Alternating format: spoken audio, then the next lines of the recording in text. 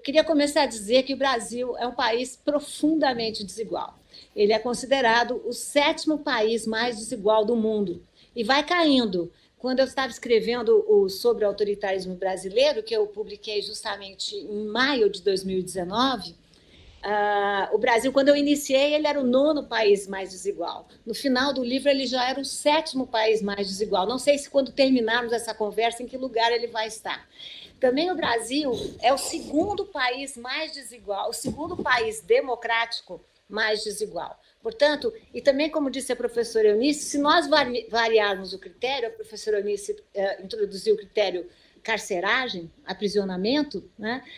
Eu posso introduzir outros, né? Teremos uma posição ainda pior nesse ranking. A desigualdade no Brasil tem muitas faces, né? Ela aparece sobretudo nos dados da educação, nos dados da saúde, nos dados da segurança pública e da infraestrutura básica, né? Chamamos, em geral, populações vulneráveis, populações que vivem, sobretudo, em locais sem a infraestrutura necessária. Sabemos que no Brasil o número de lares sem água potável, o número de lares sem iluminação, o número de áreas, enfim, que temos só esgotos é muito grande. São, enfim, se diz que 30% dos brasileiros não têm acesso a esse tipo de direito, né? Nós sabemos também que há 4 brasileiros, um não tem acesso às redes, à internet. Portanto, estamos falando de um país muito, muito vulnerável.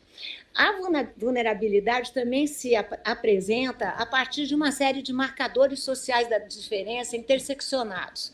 O que são marcadores sociais? São as marcas que a sociedade produz, constitui e que acabam tendo um papel fundamental na desigualdade, sobretudo quando interseccionados.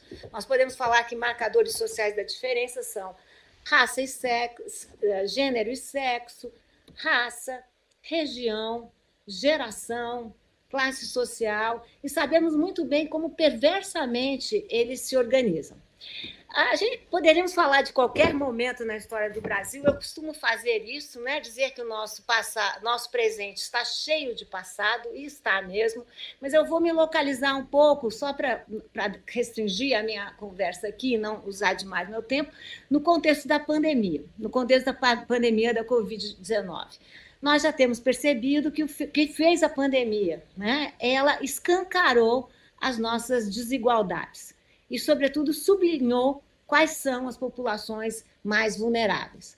Não à toa, como já disse a professora Eunice, toda vez que uma pandemia começa, foi assim em 1918, ela é chamada de democrática, mas na base ela não é, porque ela vem matando muito mais as populações negras, né, localizadas nas periferias, sem infraestrutura da nossa sociedade.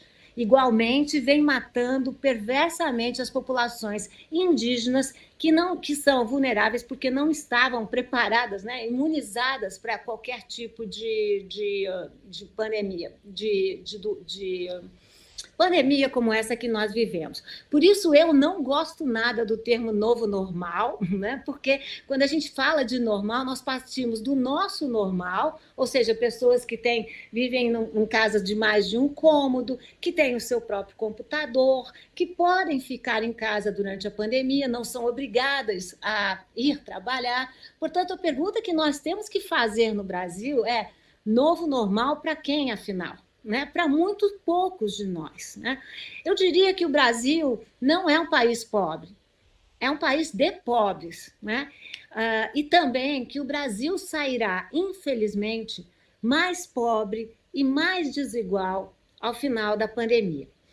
O Brasil também é um país em que chamamos de minorias, o que são, na verdade, maiorias. Nos Estados Unidos, a população negra está na faixa de 12%, 13%.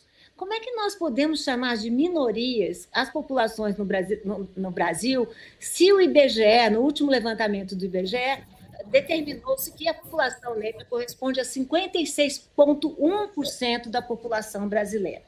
Como é que podemos chamar de minorias as mulheres se elas correspondem a 51,5% da sociedade brasileira?